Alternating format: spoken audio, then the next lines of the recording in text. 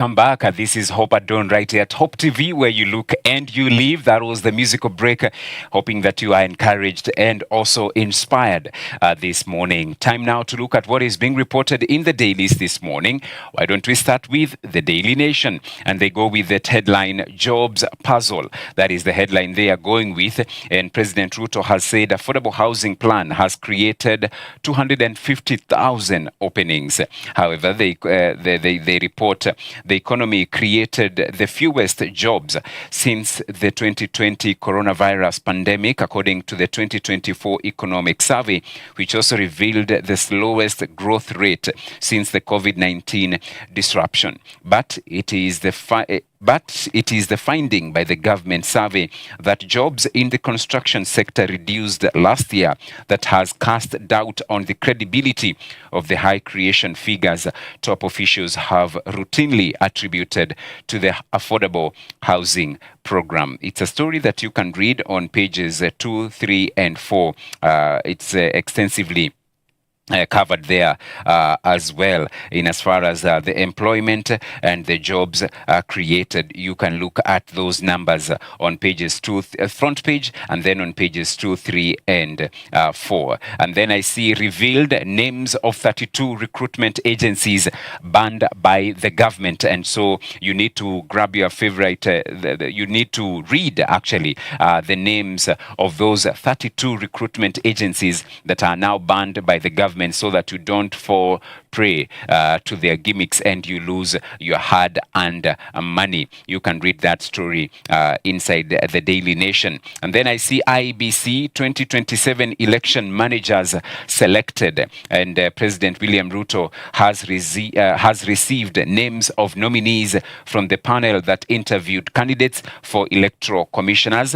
He is now required to, within 7 days, pick the final nominees and submit the list to the National Assembly for approval. And so we now wait and see the names that will be nominated by the president in as far as who will be the chair of the IEBC and also who will be the new commissioners to the IEBC, because we will have new faces managing 2027 general election. That story you can also read on page number 6. Then why teachers are still stuck with Minet for medical cover, although the contract for the provision of medical insurance between the Teacher Service Commission and Minet Kenya is set to expire on the 30th of November.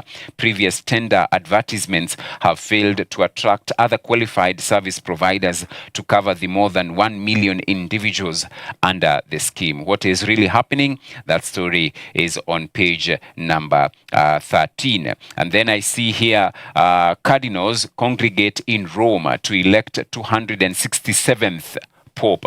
And so cardinals are in Rome, and they will be there to elect the successor to Pope Francis, who passed on last month. And so that story is covered on page number 12 inside the Daily Nation.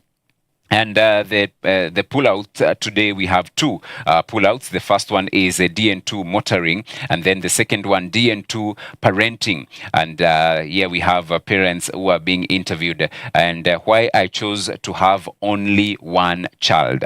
That is on the parenting pullout inside the Daily Nation this morning. And legislators' new clamor to mutilate the Constitution. This is in as far as the CDF is concerned. And of course, we have the ongoing public opinion exercise on how to entrench the NGCDF kitty into the Constitution. And I hope that you are taking part in the same in your locality. All right. And then NOC Kenya delays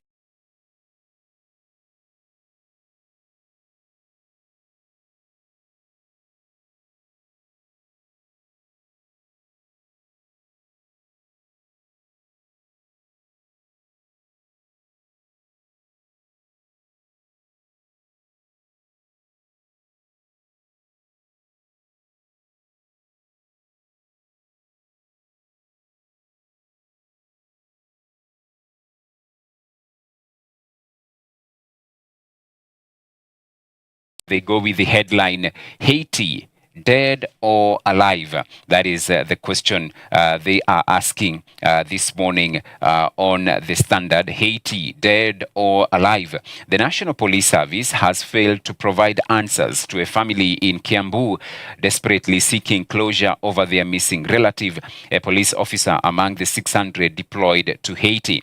While the police cling to outdated codes of silence, Haiti's transitional government has already confirmed the death of the Kenyan officer. Meanwhile, distressing images circulating on social media continue to torment the grieving family. And so, according to the Haiti transitional government, the Presidential Transitional Council deplores the death of the Kenyan soldier in Sevienne. These valiant police officers engaged alongside Haitian forces in the fight against insecurity made the ultimate sacrifice for a better future for our country. His bravery and commitment will never be forgotten. As for Douglas Kanja, the Inspector General of Police, earlier last month, the search is still on for the unaccounted officer and all efforts are being made to ensure we find him. I want to assure the family of the missing officer that we are doing everything possible and we are going to bring him back. That is what he said last month. And of course, we have 600 police officers.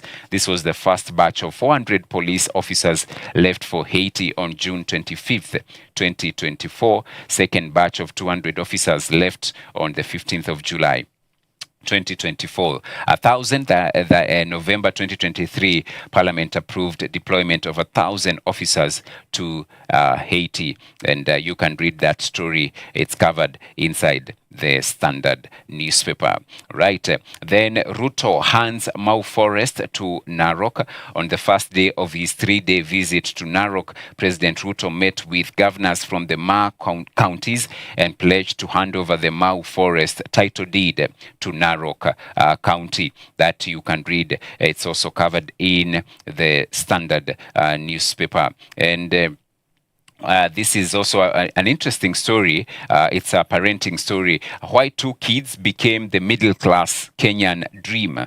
Read that story as well. Then detectives from the anti-terrorism unit of the DCI have been allowed to hold 3 people for 10 days after explosives were discovered in a Meru-bound bus. Labour Cabinet Secretary Alfred Mutua dismissed claims his ministry is connected to recruitment agencies sending Kenyans abroad for jobs. You can read that as well inside the Standard newspaper. And of course, I wanted to look at the pullout this morning and what the pullout this morning entails. And the pullout this morning, the enterprise pullout, how Kenya is losing illicit brews trade war. It's on page 26 and 27. And why most SMEs fail to access new funding. It's on page number 3. And new technologies to boost health insurance uptake. That you can read on page number 6 inside the Standard. Let's now shift to the business daily, looking at the business daily and what they are reporting. Real wages shrink for 5th consecutive year.